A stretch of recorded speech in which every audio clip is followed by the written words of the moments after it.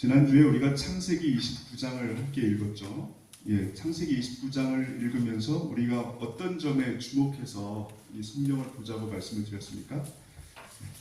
하나님이 함께 하시는 야곱은 하나님이 함께 하시는 삶을 어떻게 살았는가? 하나님이 우리와 함께 하신다는 것이 무슨 의미인가 하는 것을 우리가 살펴보자 그랬습니다. 그래서 29장의 내용을 우리가 어떻게 정리를 했습니까? 하나님이 함께 하신다는 것은 하나님의 인도함을 받는 것이다. 우리의 삶이 하나님의 인도함을 받는 것이다. 그리고 우리의 삶이 하나님의 인도함을 받는 것, 그것이 구원이다. 그것이 구원이다 라고 말씀을 드렸습니다. 그래서 하나님의 인도함을 받을 때에는 두 가지 일이 일어납니다. 첫째는 내 생각과 하나님의 그 목적이 똑같을 때, 내 생각과 하나님의 생각이 똑같을 때는 신앙생활이 참 재밌습니다. 그렇죠? 내가 원하는 대로 다 하나님이 이루어 주시니까 찬송이 막 저절로 나오죠. 그때는. 그리고 막 기도가 막 저절로 되고 그때는 막 성령 충만합니다. 근데 문제가 뭐냐면은 내 생각과 하나님의 계획이 다를 때가 있어요. 다를 때가 있습니다. 그때는 이제 좀 힘들어집니다. 때로는 하나님께 항의를 하기도 하죠. 하나님 저한테 왜 이러십니까? 이렇게 하기도 하고. 그런데 그때 중요한 건 뭡니까? 내 뜻대로 내 인생이 흘러가는 게 중요한 게 아니고, 그게 중요한 게 아니죠. 내 뜻대로 내 인생이 흘러가는 게 중요한 게 아니고, 누구의 뜻대로 내 인생이 인도함을 받는 게 중요합니까? 하나님의 뜻대로. 그 마음과 마음이라는 가수가 있죠. 다 아십니까 혹시? 마음과 마음이란 나는 갯바위, 당신은 나를 사랑하는 파도. 모르세요? 아시죠? 그분들이 뭐 결말은 좀 안 좋게 끝났지만은 원래 교회에서 만났다고 합니다. 그렇죠? 근데 그 가사를 갯바위라는 그 가요 가사를 들어보면 뭡니까? 나는 바닷가에 있는 바위인데 파도가 늘 와서 그 바위를 때리는 겁니다. 그러면서 뭡니까? 파도가 원하는 대로 그 바위가 만들어져 가는 거예요. 거친 비바람에 내 몸이 패이고 거친 파도에 내 뜻이 부서져도 그 다음에 뭡니까? 나는 당신의 조각품인 것을, 나는 당신으로 인해 아름다운 것을. 그게 딱 신앙생활입니다. 나는 하나님의 뜻대로 만들어져 가는 사람입니다. 내 뜻대로 내 인생을 자아 실현을 하는 사람이 아니고, 세상 사람들은 자아 실현을 강조하잖아요. 자아 실현. 내가 원하는 내 모습이 되겠다. 이게 세상 사람들의 그 표어라면 우리는 뭡니까? 하나님이 원하시는 내 모습을 만들어 가겠다. 하나님이 만들어 가신다. 그래서 때로는 내 생각과 다르게 하나님이 나를 만들어 가실 때가 있습니다. 그래서 29장에 보면은 야곱은 라헬과만 결혼해서 행복하게, 알콩달콩하게, 달달하게 살기를 원했지만 하나님은 무슨 계획이 계셨어요? 안 된다. 그거는 라헬뿐만 아니라 레아하고도 결혼해야지. 마이크가요? 마이크가 꺼진? 마이크가 꺼진 것 같습니까? 그럴까요? 그렇죠. 그렇게 하겠습니다. 제가 낮에 이 마이크하고 이 마이크하고 비교를 해서 이게 제일 커가지고 이거 쓰는데 잘 들리세요? 이제? 네. 뭐 어떻습니까? 뭐 다 가족인데. 괜찮습니다. 그래서 야곱이 자기 뜻과 반대로 원치 않게 레아하고 결혼하면서 7년만 일해도 되는 거를 14년을 공짜로 일을 하게 됐어요. 그러니까 굉장히 야곱이 힘들죠. 근데 레아도 힘들었어. 사실은 결혼을 했는데 라헬도 야곱의 부인이고 자기도 야곱의 부인이에요. 그러니까 이제 야곱이 누구만 사랑합니까? 라헬만 사랑하죠. 레아가 참을 수가 없는 거예요. 그걸 어떻게 참겠습니까? 그래서 야곱의 마음을 돌리기 위해서 열심히 아이를 낳습니다. 그래서 첫 아들 루벤을 낳고 둘째 아들 시므온, 하나님이 들으셔서 주신 아들 시므온, 셋째 아들 하나님과 연합한 남편과 연합한다는 뜻의 레위, 넷째 아들 유다. 까지 나왔는데 야곱의 마음은 여전히 라헬만 사랑하고 있었습니다. 그런데 하나님이 또 라헬에게는 자식을 안 주셨어요. 그러니까 라헬은 또 어떻게 했습니까? 라헬은 또 라헬 마음 나름대로 힘든 거예요. 자, 오늘 그 얘기입니다. 30장. 자, 1절부터 쭉 한번 같이 읽어보실까요? 같이 읽겠습니다. 시작. 라헬이 자기가 야곱에게서 아들을 낳지 못함을 보고 그의 언니를 시기하여 야곱에게 이르되 내게 자식을 낳게 하라. 그렇지 않으면 내가 죽겠노라. 그러니까 이 라헬의 심정이 이게 보통이 아니에요. 내가 죽겠노라는 얘기 뭐예요? 무슨 얘기입니까? 죽을 것 같다는 얘기예요, 지금. 그런데 이 죽을 것 같은 감정의 근원이 뭡니까? 언니를 시기하여.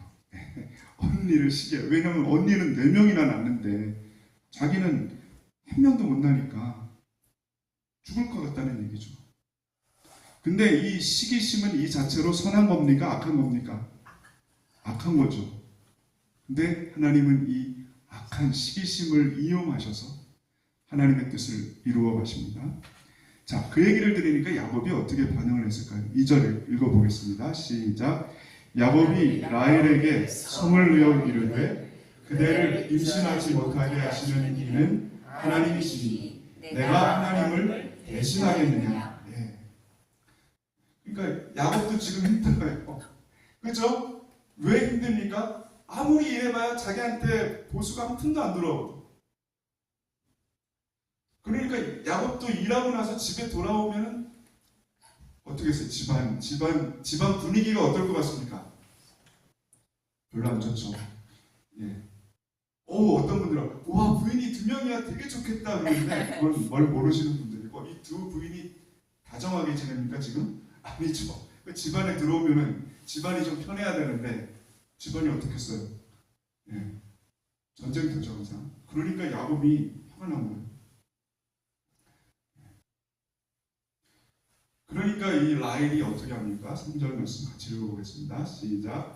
라헬이 이르되 내 여종 빌하에게로 들어가라. 그가 아들을 낳아 내 무릎에 두리니 그러면 나도 그로 말미암아 자식을 얻겠노라. 라헬이 시집 올 때 라헬의 아버지가 여종을 하나 줬어요. 이름이 빌하입니다. 그 빌하를 야곱에게 주겠다는 거예요. 그래서 그를 통해서라도 자식을 낳았으면 좋겠다. 그래서 여종이 낳은 이 자식은 누구 겁니까? 라헬 거예요. 그러니까 이 여종은 자기 아들이 아니에요. 라헬의 아들로 입적이 되는 겁니다. 그래서 라헬이 그렇게 말하는 거죠. 그래서 야곱이 또 전혀 뜻하지 않게 또 부인을 얻게 됐어요. 부인이 또 3명이 됐죠. 그래서 5절 말씀에 보면 같이 한번 읽어보겠습니다. 시작. 빌하가 임신하여 야곱에게 아들을 낳은지라. 라헬이 이르되 하나님이 내 억울함을 푸시려고 내 호소를 들으사 내게 아들을 주셨다 하고 이로 말미암아 그의 이름을 단이라 하였으며. 단이라는 뜻은 뭐냐면은 하나님이 판단하셨다, 그런 뜻이에요. 하나님이 판단하셨다. 뭘 판단하셨다는 겁니까? 라헬이 아기를 못 낳아서 참 마음이 힘들고 억울하겠구나. 그걸 하나님이 아시고 라헬에게 이 빌하를 통해서 자식을 주셨다는 거죠. 그래서 이름을 하나님이 판단하신다 하는 뜻의 단이라고 이름을 지었습니다. 7절 8절 같이 읽어보겠습니다. 시작. 라헬의 시녀 빌하가 다시 임신하여 둘째 아들을 야곱에게 낳으니 라헬이 이르되 내가 언니와 크게 경쟁하여 이겼다 하고 그의 이름을 납달리라 하였더라. 8절 말씀이 재밌죠 참. 라헬이 이르되 내가 언니와 크게 경쟁하여 이겼다 하고 그 이름을 납달리라는 말의 의미는 경쟁하다, 서로 다투다, 싸워서 이기다 그런 뜻이에요. 그러니까 이제 레아가 딱 보니까 이번엔 또 라헬이 또 자식을 어떻게 얻은 거예요. 어쨌든 여종을 통해서. 근데 레아는 생산이 멈췄어요. 그래서 레아도 질 수가 없지 않습니까? 예, 그래서 9절 말씀부터 읽어보겠습니다. 시작. 레아가 자기의 출산이 멈춤을 보고 그의 시녀 실바를 데려다가 야곱에게 주어 아내로 삼게 하였더니 레아의 시녀 실바가 야곱에게서 아들을 낳았네. 레아가 이르되 복되도다 하고 그를 아시라 하였으니. 또 읽겠습니다. 레아의 시녀 실바가 둘째 아들을 야곱에게 낳았네. 레아가 이르되 기쁘도다. 모든 딸들이 나를 기쁜 자라 하리로다 하고 그의 이름을 아셀이라 하였더라. 갓이란 뜻은 복되다라는 뜻이고 아셀은 기쁨이라는 뜻입니다. 그러니까 지금 아기 낳는 경쟁이 벌어지는 거예요. 두 여인이 야곱의 마음을 얻으려고 서로 시기 질투하면서 두 여인이 또 기도를 얼마나 열심히 했는지 몰라요. 그죠? 기도를 열심히 했습니다. 정말. 근데 이 아기 낳는 경쟁의 그 깊은 속에는 뭐가 있어요? 서로에 대한 미움과 시기와 또 증오가 있죠. 그런데 하나님이 이런 인간의 어두운 면을 사용하셔서 지금 하나님의 역사를 이루어가고 있습니다. 하나님의 역사를 이루어간다는 게 뭘 하신다는 거예요, 지금? 하나님이 왜 이렇게 야곱이 자녀를 많이 낳게 하십니까? 지금 하나님 뭐 하시려고요? 하나님이 자기 백성을 만드시려고요. 일단 하나님의 나라를 만들려면 나라의 구성 요소를 한번 생각해 보세요. 나라에는 왕이 있어야 되죠. 그 다음에 뭐가 있어야 됩니까? 왕이 있으면 백성이 있어야 되잖아요. 그리고 뭐가 있어야 됩니까? 법이 있어야 되죠. 그 다음에 마지막으로 땅이 있어야 되죠. 그래서 지금 창세기는 먼저 뭘 만드는 것입니까? 백성을 만드는 거죠. 지금 그래서 이렇게 지금 악이 낳는 경쟁이 치열하게 벌어지고 있는 겁니다. 그러니까 하나님은 단순히 선한 일을 행하시는 분이 아니라 악을 사용해서도 선을 이루시는 분입니다. 악을 사용해서도 선을 이루시는 분이에요.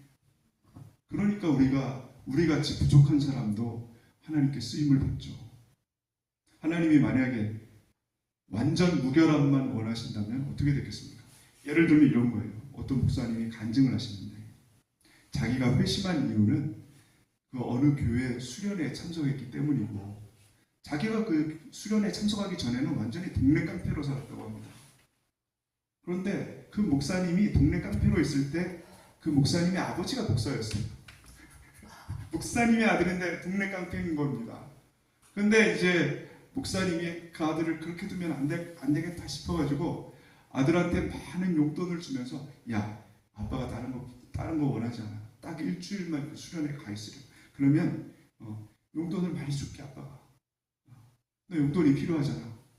그래서 이제 처음에 그것도 싫어가지고 안 가려고 그러는데 그 깡패 목사님이 친구들이 있었는데 그 친구들이 하는 말이 야, 교회 가면은 이쁜 애들이 진짜 많대. 교회 가면 이쁜 애들이 진짜 많대. 수련회 가면은 이쁜 애들이 진짜 많아가지고 그 애들하고 우리가 사귀면 얼마나 좋겠니. 그러니까 그냥 한번 가보자. 그래가지고 친구들하고 그 수련회 갔다는 거예요. 자, 동기가 선한 동기입니까? 불순한 동기입니까? 불순한 동기죠. 그런데 하나님이 어떻게 하셨겠어요? 그 수련회 가가지고 그 친구들과 그 나중에 목사님이 되신 그 깡패를 하나님이 완전히 다 뒤집어 놓으셨다는 거예요. 근데 이제 그 목사님이 회심하시고 나서 하시는 말씀이 수련회 갔더니요 이쁜 여자들이 하나도 없더라고요. 예, 어쨌든 아니 그래서 교회에 오고 그래서 예수님을 만난 분들이 의외로 많습니다. 남자분들 중에 아니 중고등학교 때 교회 나온 이유가 뭡니까 물어보면 아니 그때는 아무 생각 없이 그냥 여학생 만나려고 갔죠. 여학생 만나려고 교회 왔는데 가서 말씀을 듣고 함께 교회를 다니다 보니까 회심하고 예수를 믿게 되고 또 오늘날 이렇게 사명자로 세움을 받았습니다. 그래서 여러분, 하나님이 하시는 일은 우리의 어떤 이 도덕적인 관념을 뛰어넘을 때가 많습니다. 그러니까 우리가 함부로 이렇게 판단하고 정죄하고 이렇게 딱 선을 그으면 안 됩니다. 우리가 기도해 보고 항상 신중하게 생각을 해야 됩니다. 어떻게 교회에 여자 만나러 오나? 그런 사람들 아예 교회 발도 못 붙이게 해야 된다. 이러면 안 되는 거예요. 예. 그런 사람들 교회 발도 못 붙이게 해야 돼. 어떻게 신성한 교회에 여자 만나러 와? 말도 안 돼. 그러면 안 됩니다. 하나님이 또 그렇게 해서 지금 그 사람을 구원하실 수 있는 겁니다. 지금 여기도 보세요. 두 여인의 시기, 질투, 경쟁심을 이용해서 하나님이 자기 백성을 지금 만들고 계시는 겁니다. 자, 14절부터 또 읽어보도록 하겠습니다. 시작. 밀 거둘 때 루벤이 나가서 들에서 합한 채를 얻어 그의 어머니 레아에게 드렸더니 라헬이 레아에게 이르되 언니의 아들의 합한 채를 청구하노라. 이 합한 채가 뭐냐면 먹으면은 임신에 도움이 되는 식물이라고 합니다. 그러니까 이건 이제 루벤이 들에 나가서 그거를 발견한 거예요. 그래서 자기 어머니 레아한테 이렇게 드리는 거를 라헬이 딱 봤어요. 저거 먹으면은 아기를 가질 수 있는데. 그래서 라헬이 레아에게 그거 다오 그랬습니다. 자기 언니한테. 그랬더니 15절 말씀 레아가 어떻게 대답했지 한번 보시기 바랍니다. 시작. 레아가 그에게 이르되 내가 내 남편을 빼앗은 것이 작은 일이냐? 그런데 내가 내 아들의 합한 채도 빼앗고자 하느냐? 라헬이 이르되 그러면 언니의 아들의 합한 채 대신에 오늘 밤에 내 남편이 언니와 동침하리라 하니라. 이걸 보면은 레아하고 라헬 중에 누가 더 기가 셌던 것 같습니까? 그렇죠. 야곱이 오늘 밤에 누구랑 잘지를 누가 결정한 것 같아요? 레아는 좀 싸움에서 밀렸어요. 근데 하나님이 또 놀랍게도 자식은 누가 더 많이 낳게 하셨어요? 레아가. 그러니까 라헬이 지금 약올른 거예요. 자, 16절 같이 한번 읽어보겠습니다. 시작. 저물 때 야곱이 들에서 돌아오매 레아가 나와서 그를 영접하며 이르되 내게로 들어오라. 내가 내 아들의 합한 채로 당신을 삼노라. 그 밤에 야곱이 그와 동침하였더라. 야곱이 어떤 마음이겠습니까? 그냥 힘들어서 도대체 나는 뭐고 지금 내 인생은 뭔가. 집에 가면은 내 여자가 있고 서로 그냥 싸우는 거예요. 그리고 집에 아이들도 많고 정신이 하나도 없는 겁니다. 근데 일은 그냥 쭉 하고 돈도 한 푼도 못 벌고 집에 왔는데 집이 이런 상황이면 정말 이럴 때 자기 인생에 대해서 회의가 생기죠. 도대체 나는 지금 왜 사는 걸까? 지금 나는 뭐 하고 있는 걸까 도대체? 이런 생활을 몇 년을 했습니까? 14년을 했어요. 14년. 그래서 이럴 때 하나님이 나를 그냥 내버려 두신 것처럼 느껴져요.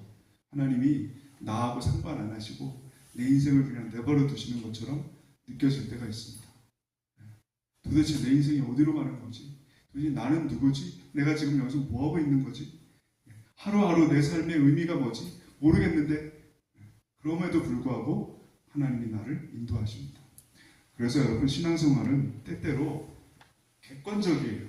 내 마음의 감정과 내 생각과 상관없는 객관적인 사실입니다. 내가 내 인생에 대해서 어떻게 느끼든 간에 하나님은 내 인생을 인도하신다는 것입니다. 내가 내 인생에 대해서 어떻게 느끼든 간에 하나님은 내 인생을 인도하십니다. 그래서 믿음은 때로 자기 느낌이나 감정을 내려놔야 될 때가 있어요. 사실을 바라보는 거죠. 진리를 바라보는 거죠. 나는 예수를 믿고 하나님의 자녀가 되었으니 지금 내 인생이 나는 어디로 흘러가는지 모르지만 그러나 그럼에도 불구하고 하나님 나를 인도하신다. 난 그걸 믿는다. 이 진리를 믿는다. 그러면서 버티는 겁니다. 그게 믿음으로 버티는 거예요. 지금 야곱이 지금 그렇게 버티고 있습니다.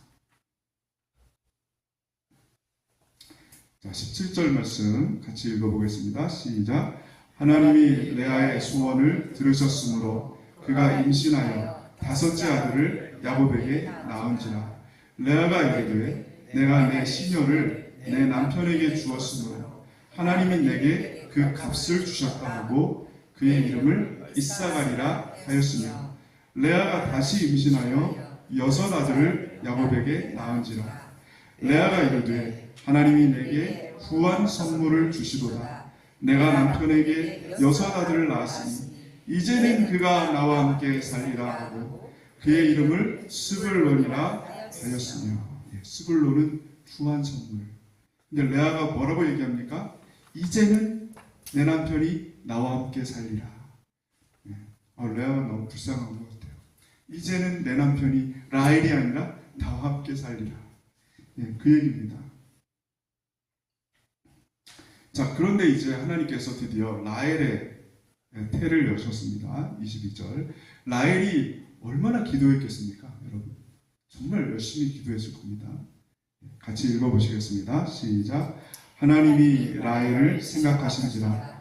하나님이 그의 소원을 들으시고 그의 태를 여셨으므로 그가 임신하여 아들을 낳고 이르되 하나님이 내 부끄러움을 쓰셨다 하고 그 이름을 요셉이라 하니 여호와는 다시 다른 아들을 내게 더하시기를 원하노라 하였더라.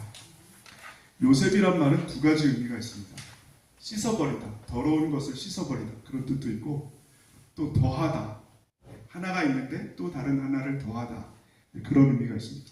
이름에 두 가지 이름이 있죠. 그래서 요셉이라고 지었어요. 하나님이 아이를 낳지 못하는 나의 부끄러움을 쓰시셨다. 그래서 요셉이고, 또 하나님이 이제 아들을 하나 주셨으니 또 하나 더 주십시오. 그런 의미에서 요셉이라고 지었습니다. 자, 그리고 요셉을 낳던 때가 이제 14년째가 되어요. 14년 동안 야곱은 돈을 벌었습니까? 못 벌었습니까? 한 푼도 못 벌었어요. 지금 자식은 몇 명이에요, 벌써? 많죠? 자식이 11명 가까이, 거의 딸까지 합하면 12명이 되는데, 자기는 지금 나이는 먹어가는데, 벌어놓은 돈은 한 푼도 없고, 지금 거의 장인이 쫓아내면은 그냥 노숙할 수밖에 없는 그런 상황이에요. 그러니까 자기 장래에 대해서 걱정이 되겠습니까? 안 되겠습니까? 걱정이 되죠. 도대체 나는 이제 어떻게 살아야 되나. 그래서 이제 야곱이 라반과 결판을 이제 보려고 합니다. 이대로는 안 되겠다. 이제 14년이 지났으니까 뭔가 여기서 해결을 봐야 되겠다 해서 이제 야곱이 자기 장인 라반과 이제 결판을 봅니다. 25절 말씀 읽어보겠습니다. 25절, 26절 시작. 라헬이 요셉을 낳았을 때에 야곱이 라반에게 이르되 나를 보내어 내 고향 나의 땅으로 가게 하시되 내가 외삼촌에게서 일하고 얻은 처자를 내게 주시어 나로 가게 하소서. 내가 외삼촌에게 한 일은 외삼촌이 아시나이다. 처음에 뭐라고 얘기한 거예요? 나 이제 가겠습니다. 이거는 사실 야곱이 진짜로 가겠다는 마음에서 한 말이 아니고 한번 해본 얘기예요. 왜냐하면 갈 수 있겠어요? 없겠어요? 지금 이 상황에서 갈 수가 없죠. 뭐가 있어야 가죠. 근데 야곱이 14년 동안 일을 정말 열심히 했기 때문에 라반의 재산이 두 배, 세 배로 불어났어요. 그러니까 라반 입장에서는 이 야곱을 계속 붙들어 두고 싶겠습니까? 아니면 그냥 보내고 싶겠습니까? 붙들어 두고 싶죠. 왜냐하면 게다가 또 야곱이 일도 잘하고 자기 두 딸도 야곱과 지금 같이 있고 그 귀여운 손주들도 지금 자기와 같이 살고 있는데 라반 입장에서는 지금 정말 껌 먹고 알 먹고 꿀이죠. 완전히. 그죠? 일 잘하는 일꾼이 사위겠다. 딸들도 같이 살겠다. 손주들도 늘 보겠다. 라반이 지금 부러운 게 뭐가 있겠습니까? 라반의 입장에서는 지금 상황이 딱 좋죠. 그러니까 라반이 이제 야곱을 잡으려고 하는 겁니다. 자, 27절 말씀부터 29절까지 같이 한번 읽어보겠습니다. 시작.